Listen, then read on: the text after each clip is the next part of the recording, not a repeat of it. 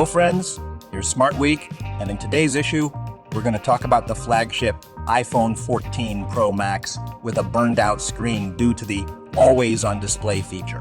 Problems with Microsoft's chatbot behavior that causes users to hallucinate. Google employees who correct wrong chatbot responses. Tesla, which boasted about new robots in its Berlin factory. Spyder, a robot that can fly and walk using propellers. The aborted first attempt to launch an advanced H-3 space rocket in Japan. All this and more right now. Let's go. Concerns that the always on display feature, which appeared in the iPhone 14 Pro, could lead to premature screen burnout have been confirmed. Some users have left messages on social media about the iPhone 14 Pro, iPhone 14 Pro Max screens actually burning out. The display shows the residual image that the screen displays in always on display mode. The photos clearly show the smartphone clearly displaying the original wallpaper as well as the time in the app. It has been reported that the iPhone 14 Pro and iPhone 14 Pro Max screens burn out quickly around the camera cutout, so there has been no official comment from Apple so far. Users reported that after contacting after-sales service, Apple employees said they hadn't experienced screen burn on the new smartphones before. One user purchased the AppleCare Plus extended warranty, so a screen replacement would be free for him. Other users have reported that they bought the iPhone 14 Pro less than a month ago, but in that time, the screen has also been left with residual image from always on display. It is not yet known how common this problem is. Apple is not yet willing to comment on either the first or second situation. Apple CEO Tim Cook and several other tech company executives have received subpoenas. The subpoenas are part of the committee's investigation into the federal government's alleged collusion with major tech companies to suppress free speech. In addition to Tim Cook, the House Judiciary Committee also subpoenaed the CEOs of Facebook, Amazon, and Microsoft. Sundar Pichai, Mark Zuckerberg, and Satya Nadella are also involved in the case. Accordingly, the court requires these executives to provide all requested documents and communications by March 23, 2023. The House Judiciary Committee has repeatedly tried to contact the 5 companies since last December. Unfortunately, the companies have not properly complied with the requests. These subpoenas are the first step toward holding the big tech companies accountable. Exactly how Apple is involved is somewhat unclear, but it probably has something to do with the App Store in one area or another. Interestingly, our longtime CEO acquaintance, Elon Musk, does not appear in these subpoenas, which is, of course, a welcome development.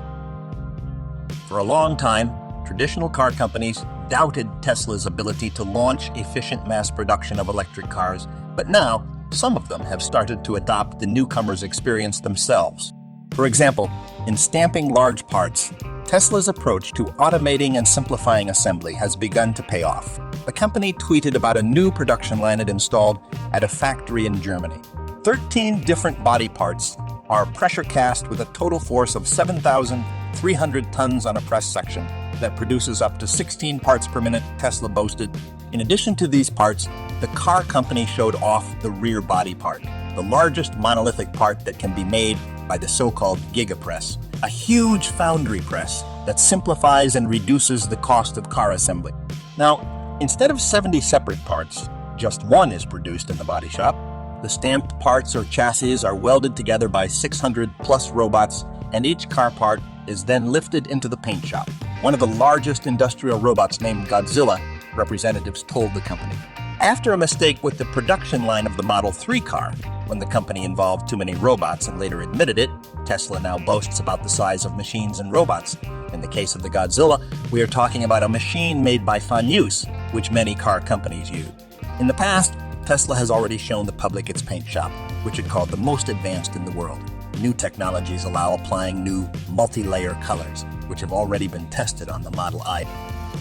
Microsoft warns that its chatbot integrated into the search engine Bing as part of limited testing may suffer from hallucination.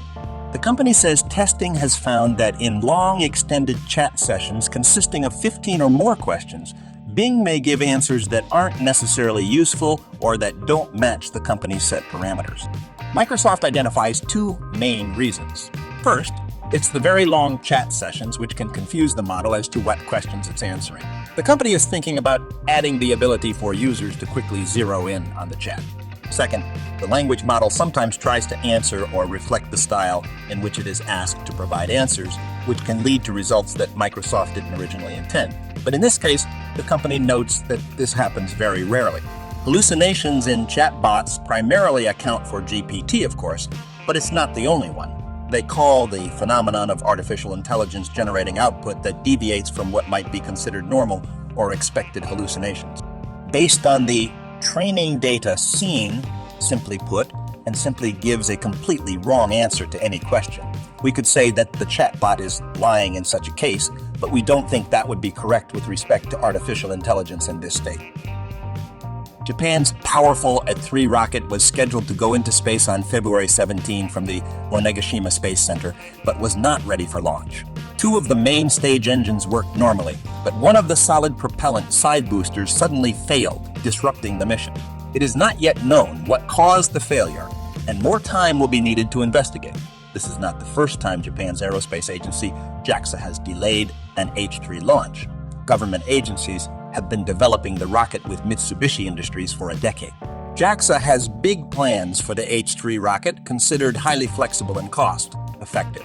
The new launcher is intended to replace Japan's workhorse H-2. If all goes as planned, the launch was originally planned a few days earlier, but had to cancel due to adverse weather conditions.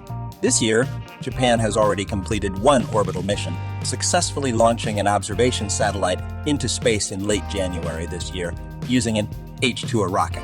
In general, problems with space launches happen quite often. Thus, in January, the first space launch of the Virgin Orbit rocket from the territory of Great Britain failed. According to the company, the cause of the failure was a faulty fuel filter.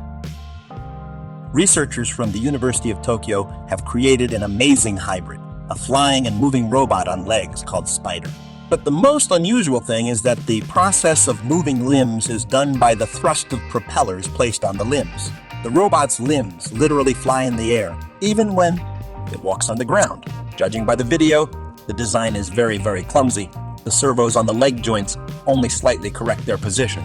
While the limbs are mostly moved by the adjustable thrust and vector of the propellers, 8 pairs of propellers are used for this purpose. To move all the limbs in a coordinated manner, each of the propellers must be sequentially coordinated to rotate at the desired angle and generate thrust of a given force on their accumulators. The Spyder robot can walk for up to 18 minutes or fly for up to 9 minutes. The weight of the construction reaches 50 kilograms. During the flight, it behaves like a copter, although with a certain degree of freedom, it can move its legs at this time. Stability and maneuverability of the platform leave much to be desired, and scientists continue to improve it. Its main advantage is that the same propulsion structures are used for both walking and flying without the extra weight of redundant systems.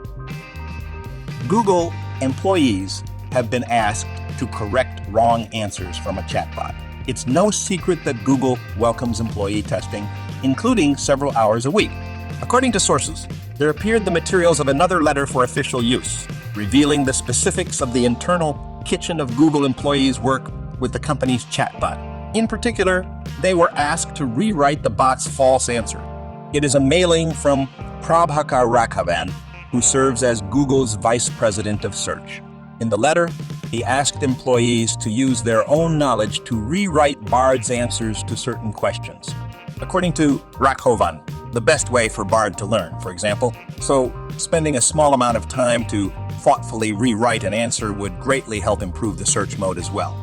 Touching on the topic of correcting responses, Raghavan clarified that employees should write in the first person in a neutral style. Responses should also be polite, informal, and accessible. Responses should not allow the suggestion that the Bard is a person, nor should they contain emotional responses.